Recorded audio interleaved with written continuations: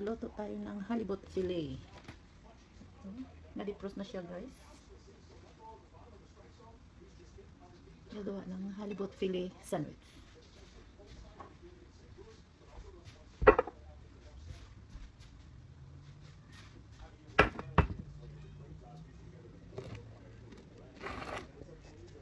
Timplahan natin ng asin.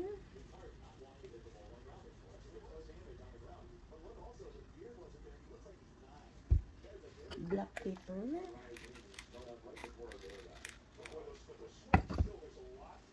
Meron tayong garlic powder.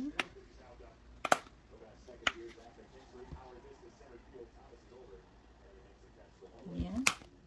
Meron din tayong onion powder.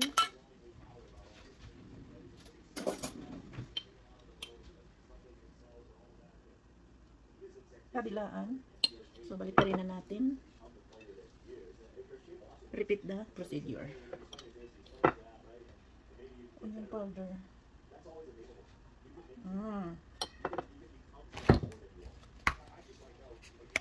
Garlic powder.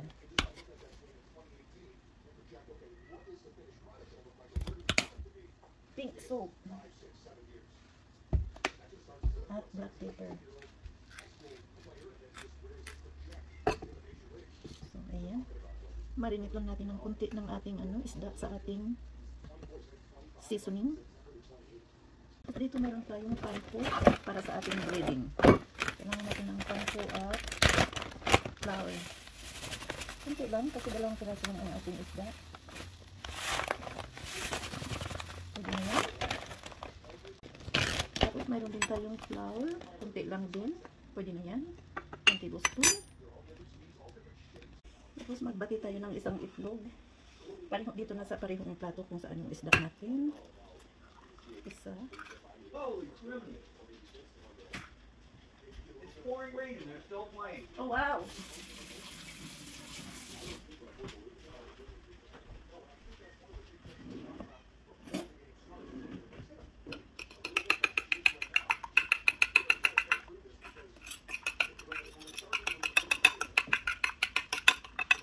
Huwag na natin timplahan ang itlog kasi nandoon na yung ating seasoning sa isda at sa ayan.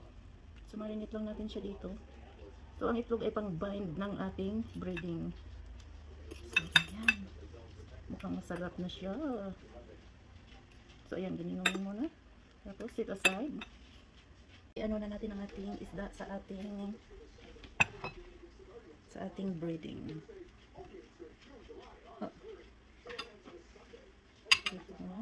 Una is flour. I-double dip natin siya, guys.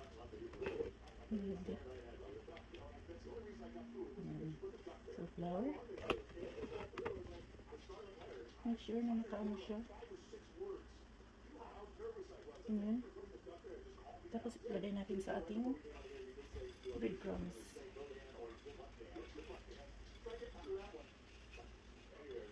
Para extra crunchy.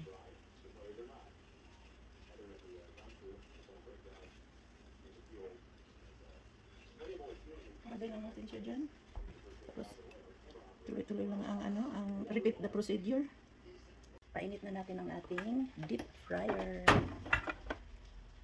So ayan, pag green na siya, ready na.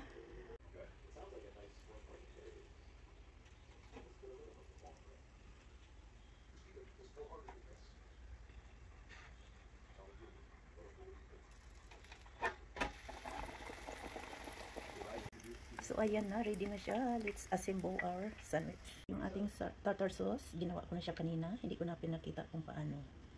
Homemade yan, guys. Tartar sauce. Damihan. Spread lang natin ang ating tartar sauce sa ating tinapay. Pwede kang gumamit dito ng burger bun o kaya brioche.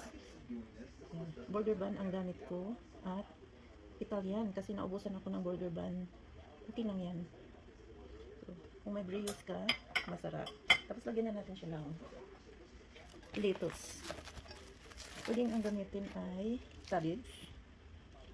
Wala akong cabbage, kaya lettuce ang gamitin ko. Marami para extra crunch. Ganyan. Masarap may crunch ang ating sandwich. Tapos lagyan din natin ng dill pickle. So,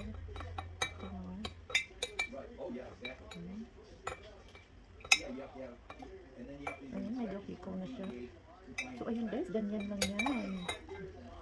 With dill pickle. Then, lagyan na natin ng ating yummy deep fried halibut. Ayan.